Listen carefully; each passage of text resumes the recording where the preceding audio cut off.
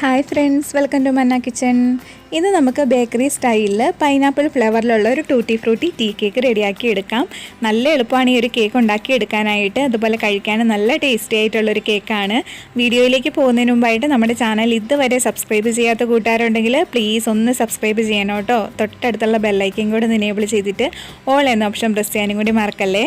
അപ്പോൾ നമുക്ക് വീഡിയോയിലേക്ക് പോവാം.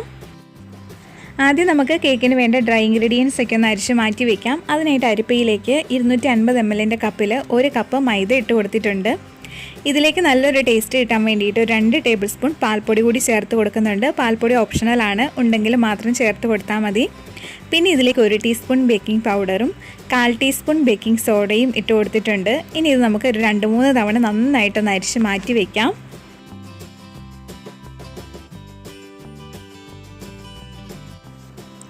അടുത്തതായിട്ട് നല്ല ഡ്രൈ ആയിട്ടുള്ളൊരു ബൗളിലേക്ക് ഞാനിവിടെ 3 മുട്ട പൊട്ടിച്ചൊഴിച്ചിട്ടുണ്ട്. ഇനി ഞാനൊന്ന് ബീറ്റ് ചെയ്തെടുക്കുവാണ്. ബീറ്റർ ഇല്ലാത്തവർക്ക് മിക്സി ഉപയോഗിച്ചും വിസ്ക് ഉപയോഗിച്ചും ബീറ്റ് ചെയ്തെടുക്കാം. ഞാനിവിടെ വലിയ 3 മുട്ടയാണ് എടുത്തിരിക്കുന്നത്. നിങ്ങൾ എടുക്കുന്ന മുട്ട ചെറുതാണെങ്കിൽ 4 എണ്ണം എടുക്കേണ്ടി വരും. മുട്ട ചെറുതായിട്ടൊന്ന് പതഞ്ഞ് വരുന്നത് വരെയാണ് ഞാനിവിടെ ബീറ്റ് ചെയ്തെടുക്കുന്നത്. മുട്ടയൊന്ന് പതഞ്ഞ് വന്നിട്ടുണ്ട്. ഈ ഒരു സമയത്ത് ഇതിലേക്ക് ഒരു 1/4 കപ്പ് പഞ്ചസാര കുറച്ചായിട്ട് ചേർത്ത് കൊടുത്തിട്ട് മുട്ടയും പഞ്ചസാരയും കൂടി നല്ല ഫ്ലഫി ആകുന്നത് വരെ നമുക്ക് ബീറ്റ് ചെയ്തെടുക്കാം.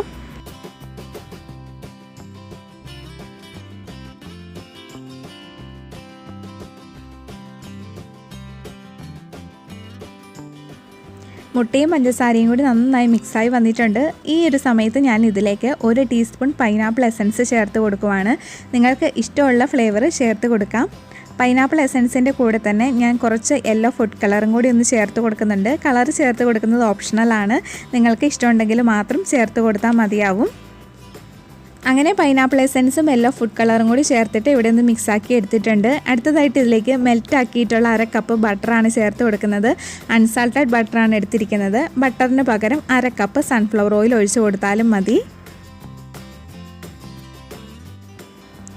അങ്ങനെ ബട്ടർ നന്നായിട്ട് മിക്സായി വന്നിട്ടുണ്ട്. ഇനി നമുക്ക് അരിച്ച് മാറ്റി വെച്ചിട്ടുള്ള ഡ്രൈ ഇൻഗ്രീഡിയൻസ് ചേർത്ത് കൊടുത്തിട്ട് കേക്കിൻ്റെ ബാറ്റർ റെഡിയാക്കി എടുക്കാം.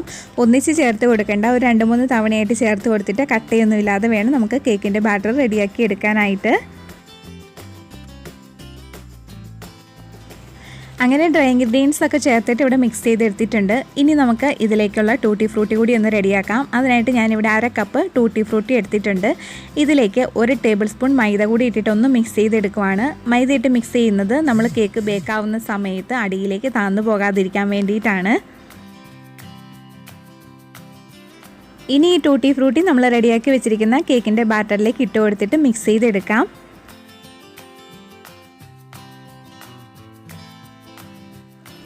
അങ്ങനെ ടൂട്ടി ഫ്രൂട്ടി ഇട്ടിട്ട് ഇവിടെ മിക്സാക്കി എടുത്തിട്ടുണ്ട്. ഞാനിവിടെ 7 ഇഞ്ചിൻ്റെ സ്ക്വയർ ബേക്കിംഗ് ടിന്നാണ് എടുത്തിരിക്കുന്നത്.